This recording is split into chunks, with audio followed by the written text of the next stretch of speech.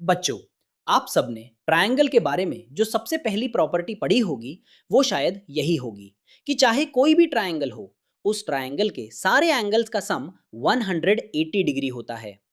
पर क्या आपको इसका प्रूफ पता है? शायद नहीं। तो आज हम देखेंगे इसका प्रूफ, और इसको समझने के लिए बहुत ज़्यादा दिमाग नहीं लगाना पड़ेगा।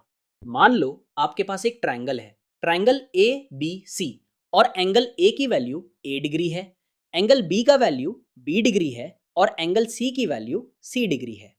आपको सबसे पहले बी सी लाइन को एक्सटेंड करना है, और फिर एक ऐसी लाइन बनानी है जो सी से पास होती हो और बी ए के पैरेलल हो। अब अगर आपने पैरेलल लाइंस के बारे में थोड़ा सा भी पढ़ा है, तो आपको ये पता होगा कि अगर एक ट्रांसवर्स लाइन दो लाइंस को इंटरसेक्ट करती है, तो इन दो एंगल्स को कॉरस्पॉन्डिंग एंगल्स बोलते हैं, और पैरेलल लाइंस के केस में कॉरस्पॉन्डिंग एंगल्स की वैल्यू इक्वल होती है।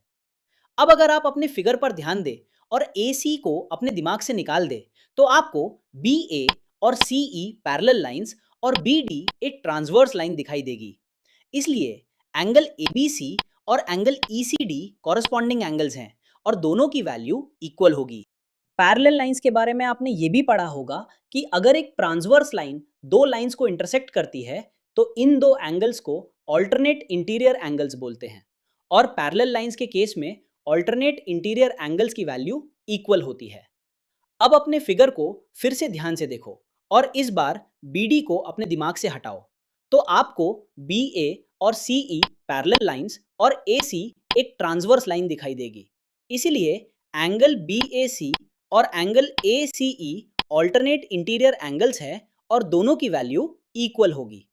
अब चूंकि बी सी डी एक स्ट्रेट लाइन है, इसलिए angle A C B, angle A C E और एंगल ई सी डी का सम 180 होगा। That means A degree plus B degree plus C degree की वैल्यू 180 डिग्री के इक्वल होगी। ऐसे ही और इन्फॉर्मेटिव वीडियोस देखने के लिए like and subscribe this channel.